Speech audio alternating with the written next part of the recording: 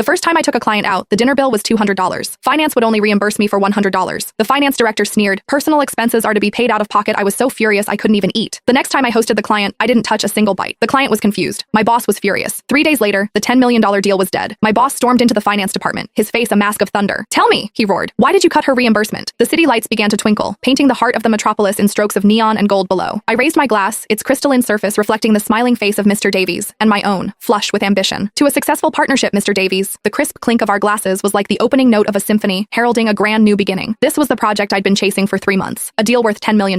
The client was a titan in the industry, and their director of procurement was the man sitting across from me, Adrian Davies. Landing this account would completely change my standing in the company. The atmosphere was perfect. We moved seamlessly from industry trends to personal hobbies, and I could feel the flag of victory waving just within my reach. My heart pounded with a raw hunger for success, for the brilliant future I saw laid out before me. When the evening concluded, the bill came to $200. I paid with my personal card without a second thought, my mind consumed with the imminent victory and the absolute necessity of showing our client the utmost respect. Compared to a $10 million deal, $200 was a drop in the ocean. The next day, I submitted my expense report, the receipt neatly attached, to the finance department. I considered it a routine formality, nothing more. What I was met with, however, was the eternally frosty face of the director of finance, Miranda Vance. She picked up my report and scrutinized it like a cheap forgery, her eyes darting between my face and the paper. The only sound in the office was the rhythmic hum of the printer, an oppressive noise that made the air thick and hard to breathe. Slap. The flimsy piece of paper was thrown back onto my desk. It landed with a soft thud, but it felt like a silent, stinging slap across the face. Rejected. Her voice was utterly devoid of warmth, as if it had been dredged up from a frozen cellar. "Personal expenses are to be paid out of pocket." Her tone was steeped in an unassailable arrogance, as if I were a common thief trying to swindle the company. My mind went completely blank. "Ms. Vance," I managed, trying to keep my voice steady, though my fingertips were already going cold. "This was for hosting Mr. Davies. It's all clearly itemized on the receipt." Miranda let out a short, sharp laugh, a sound laced with venom. "You ate half of it, so you can pay for half of it. $100 out of your own pocket." She leaned forward slightly, each word a deliberate strike against my nerves. "Linda, don't think I don't know how you salespeople operate. Whining and dining on the company's dime to make yourselves look important." Her words dripped with condescending stereotypes and unconcealed contempt for my entire department. My face flushed a deep crimson, blood rushing to my head. This wasn't a personal expense. It was a business dinner. For the company's— For the company? She cut me off, her voice suddenly sharp and high. "Then why didn't you just book out a Michelin 3-star restaurant? Would you have submitted that bill too, expecting the company to foot it?" She added, her voice dripping with sarcasm. "You're young. Don't pick up those shady habits so early in your career. Trying to line your pockets with company money won't fly with me. Line your pockets." Those words were like 4 red-hot pokers driven straight into my heart. I felt a wave of humiliation and rage wash over me, so intense it felt like my blood had frozen in my veins. The few other employees in the finance department shot me glances of either pity or amusement, and their eyes felt like daggers in my back. I just stood there, my hands and feet ice cold, the words of my defense caught in my throat. In the face of her authority, any explanation was useless. Finally, I clenched my fists, my nails digging deep into my palms, and forced out a single word through gritted teeth. "Fine." I picked up the condemned expense report and filled out a new one for only $100. As I accepted the outcome, a violent cramp seized my stomach. A heavy, indigestible stone seemed to have lodged itself in my chest, making every breath a burning effort. That $100 wasn't much, but it felt like a mountain, crushing every last ounce of my professional dignity. I couldn't sleep that night.